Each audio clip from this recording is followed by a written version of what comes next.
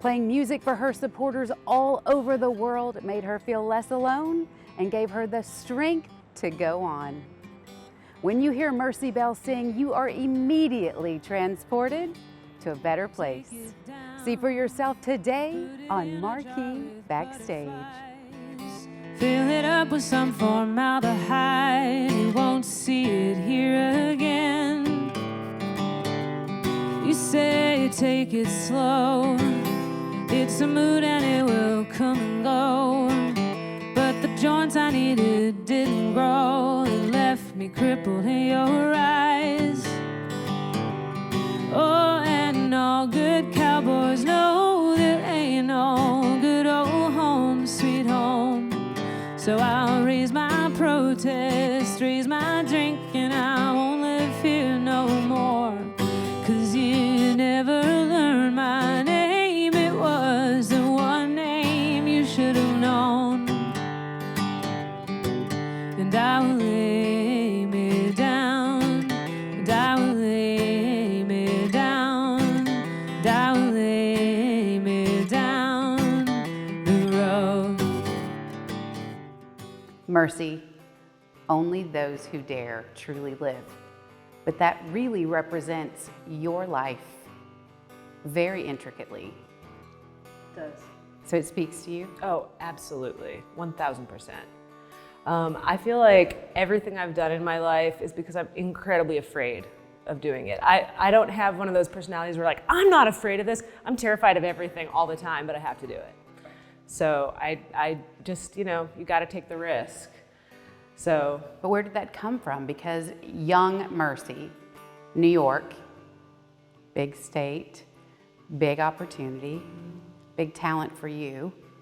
Tell me where the insecurity started.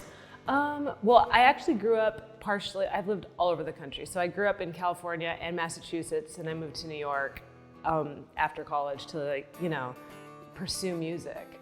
I've just always been really scared all the time. I'm naturally super anxious and kind of neurotic. And my naturally favorite place to be is in bed with my cat watching TV. But then I'm like, oh, you can't achieve anything from there, right? So I realized that if I wanted anything, I really have to put myself out there from a really young age. So there's always been this kind of push and pull in my life of, do I stay comfy on my couch or my bed, or do I try things, And I think my natural curiosity and boredom have always helped me with that. So I can stay in bed, I can stay safe in my house, but my boredom will always catch up to me, and I gotta go have an adventure. Right. Yeah. What is a memorable adventure for you when you were a kid? What memory stands out for something that just really invigorated you? Well, we were always, I have a big family. I'm the oldest of 6. So we drove everywhere. We were I don't know if it's like the typical American road trip all the time. So many road trips. And we decided to drive, when we moved from California to Massachusetts, we drove across country instead of flying. And I remember being a 12-year-old, and you're just so dramatic. And Have you outgrown that? oh no. I just channel it into my music.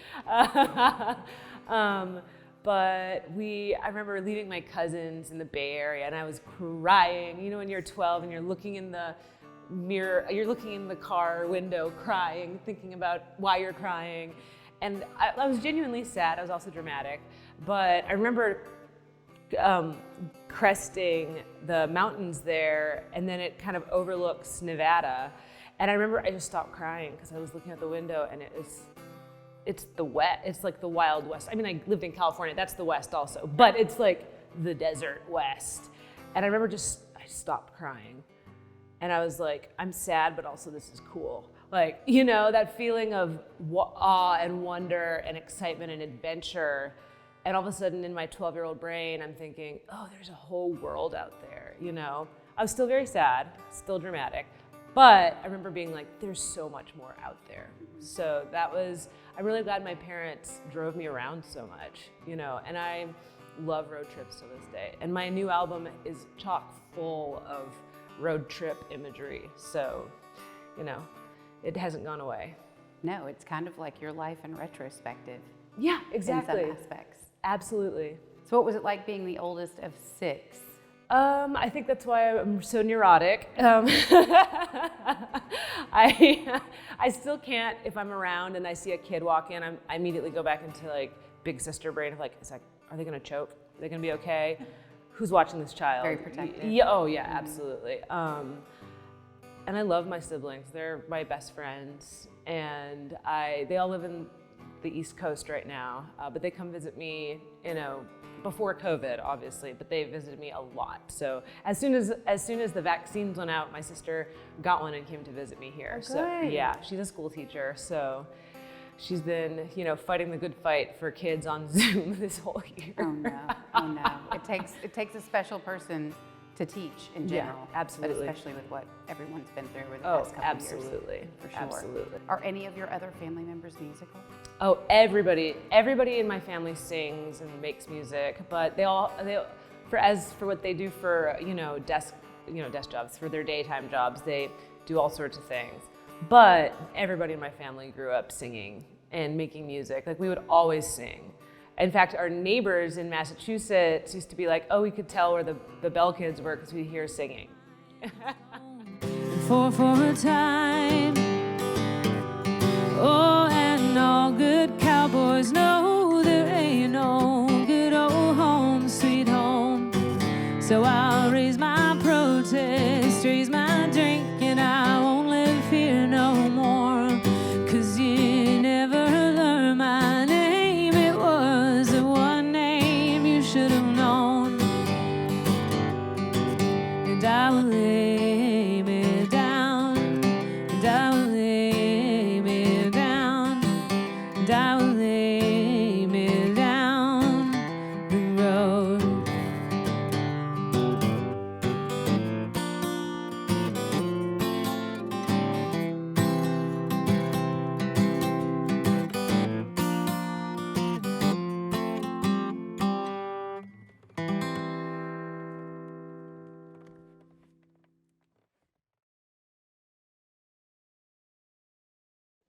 My mom she was in a very prestigious choir in the Philippines called the Concert Chorus, and they traveled all around the world, and she was in that and stayed in touch with all of her former choir mates for years after, she left, until she passed away in 2016. So it was, there was an outpouring of all of her former choir mates and everything. And my dad was a classically trained pianist as well, but he went into business. So yeah, there's so much music in the family. And my grandmother on my mom's side was a classically trained pianist, and my dad's dad, my grandfather, was a classically trained cellist. So, tons of music. Amazing talent. Yeah, and they all did it. Music was never considered a thing that they did as a job, but it was so intrinsic to their daily life. I think that's a great lesson for me, in that no matter what you do to make money, you should always have a musical or artistic element, Well, and it's a form of expression. Absolutely. Very natural. Absolutely. For some people, more natural than others, because they can't communicate verbally one-on-one like this. Yeah. So they choose to do it through music. Exactly. Yeah. And my uncle, who was like my favorite babysitter growing up, was an early kind of promoter in the San Francisco, San Diego area. So he was the first one to tell me how to work the rock and roll circuit and he taught me how to book a show, do all that stuff, which you don't really learn unless you have a mentor. So yeah, Uncle Johnny was the first one to get me in on the music business side of things. So tell me the first show you ever went to with Uncle Johnny. I think it's not that cool, but as a kid I thought it was pretty cool. The kids artist Tom Chapin, he's Harry Chapin's brother, but he did great folk music. And even as a little kid, I loved folk music. And that is something that has stayed with me this whole time. Yes. So I saw him in concert, and I thought that was the coolest thing. My sister got to go see, Sufjan Stevens as her first concert. I got Tom Chapin. But that's okay. It speaks to really who you are. And I can see you in that element, and you do feel that ethereal expression come out when you sing, but definitely just in talking to you as well. So how did you evolve from those teenage days and really learning about the business side of music? Because if that's not the direction that any of your classically trained family members went after, what made it different for you? I always have to have a project, always, always, always. So whatever that project is, even when I was a kid, I always had a project of some sort. And when I graduated college, the college project was over, and I had been doing bands with my friends in college and writing songs and folk songs and stuff. I moved to New York, and I started to do open mics with my other friends. And then I would keep writing songs, and they're like, well, we should keep going, we should keep going. And I realized like it was getting really good reception. And I always had side jobs, desk jobs, restaurant jobs. But I realized like I was actually getting people's attention, and I cannot resist that. So I was like, of course, sure. And I'd always wanted to do theater and television and movies and stuff like that in college, but I definitely got like sidetracked by indie music. So I was like, well, here's this flair. I can be on stage on my own terms. And I started to play bigger, like better little clubs in New York. And I realized, oh, like I actually kind of know what I'm doing here. And then there's a point where you kind of wake up and you're like, oh, I'm actually in the music scene. So that kind of, when I moved to Nashville, I got a job at Sony ATV, and I started to learn about the royalties and the songwriting and like licensing and all that nitty gritty. It was very fascinating to me. More the business. And then I got a job at United Talent Agency, the booking company, and then I learned all about the booking side of things. It's just fascinating, and it's very different from the artistic side. But I think my ability to see and work in that world helped me a lot as an independent artist. Once I was young in New York City. The summer was hard, but damn it was pretty. And I wore a black dress to make myself right, to cover the mess of myself. Oh, and I wore a black dress to make myself right, to cover the mess of myself. Babe, you should know pictures don't do you justice. Look in your eye, numbers you with the haunted. And I know you can't stay.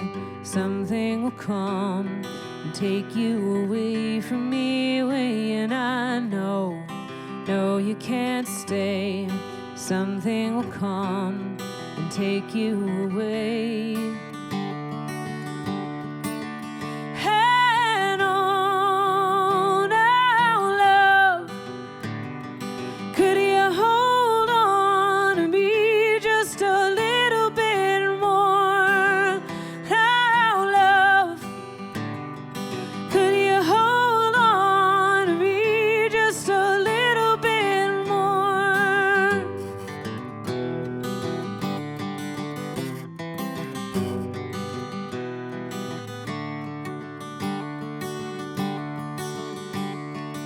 I'm here tonight to find me some saving, and you're here tonight in your need for escaping. And I wore a black dress to make myself right, to cover the mess of myself. Oh, and I wore a black dress to make myself right, to cover the mess of myself.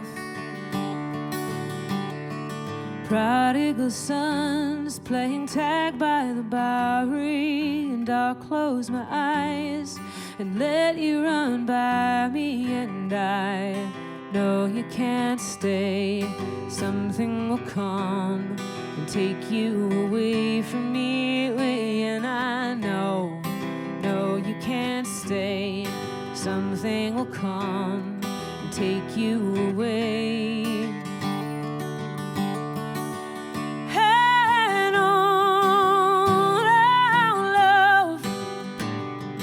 Could you hold on to me just a little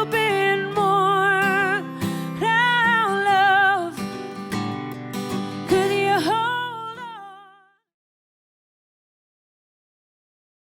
So I have been in awe of you because you are so free-spirited that you become whatever you want. And just how you've evolved from your musical style when you started to your new project really takes me back to my days on Music Row. Like, complete shock. So tell me why, how, why now this old, more traditional country style is coming through? Well, I had written a lot of, first of all, and I think you and I bonded on this, I love people's stories. I love people's real stories, the things that they toss and turn at night that makes them feel like they don't have anybody out there who understands them. When you talk about that stuff, you'd be surprised who understands you. And I have struggled with that my whole life with, like, especially my main thing was like some of my like depression and anxiety. I thought I was all by myself. And then I started to speak about it and I realized everybody connects with me. And there's a lot of things people can say they connect with me about. You know, my sexuality and my ethnicity and stuff, but the main thing I have felt misunderstood about in my life was my anxiety and my depression. And I started to talk about it and I realized everybody, doesn't matter who they are, deals with it. And something like that. What about how you use that to help others grow? I just try to tell my truth, and I try to encourage other people to tell their truth, not in like a tell the truth way, but like, I know this is weighing on you. There's a safe place somewhere, and maybe it's not me, maybe it's somewhere else, but they're out there. Somebody knows what you're going through, and I promise, whatever you're going through, there's somebody out there. You know, I have friends who are veterans who struggle with PTSD and think nobody will ever understand me, and they find support groups, you know. I have seen people that I love dearly battle addiction and then go into recovery and come out like phoenixes from the ashes. And it's like, I just want everybody to know that no matter what you're dealing with, you don't have to tell me if it doesn't feel comfortable. You don't have to blast it on Instagram and Twitter like I do, right? Because I'm dramatic. But there's somebody out there who can hear you. And I really just want people to know that, like, sharing your truth, sharing the truth to a safe person, even one compassionate witness can change your life. Absolutely. Yeah. So with all the sharing that you do, what would you say is the darkest place you've ever been? When I had my OCD, a lot of people don't know that obsessive compulsive disorder is actually a really, it's not just organizing things, and it's not just cleaning your hands. It's a very intrusive thought, ruminating. It almost feels like schizophrenia at some point. And there were points where I was very, I wanted to die. I really did, and I didn't, and it's, a lot of treatment has come over in the past maybe decade, but you know, in the 90s and the early thousands, there wasn't a lot of mental health. There was, but it's not like now, where there's so much mental health resources. And luckily, my family like rallied around me and really were like, we're gonna support you. It was really dark in the pandemic also, because like I couldn't go see my family because Massachusetts is in lockdown. And I was like, I didn't have a job because everything was, you know, shut down. Right. And like, I was just in my house and I was started to spiral because I wasn't getting the treatment. And my family from Massachusetts were just like, we're gonna help you, just call us every single day. I know we can't be there, but we're gonna like send you some money so you can go to get the right treatment and everything. And so out of that darkness, I actually got some really, really healthy, my friend who I made the album with, he also was a great mental health resource because he's just like a wise, awesome human.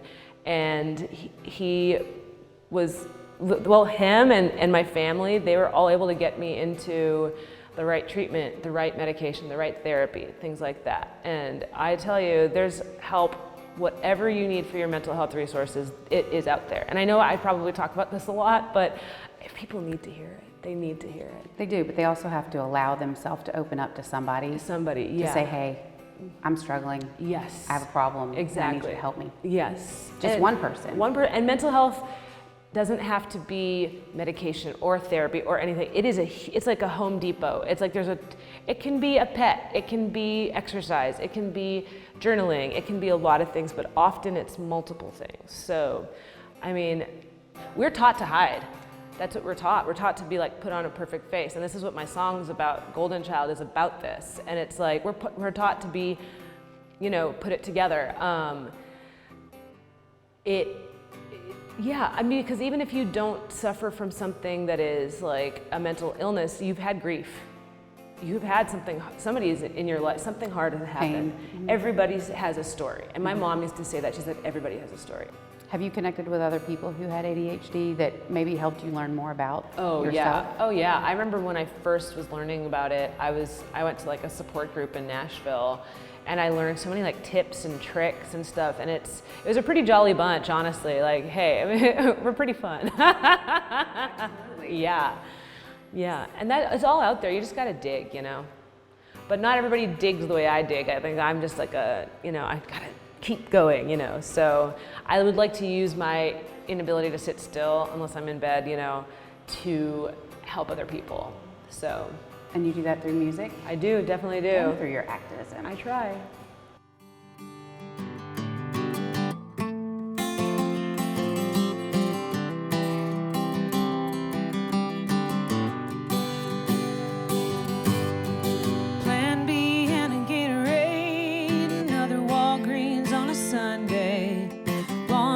Driving getaways, no one has to know.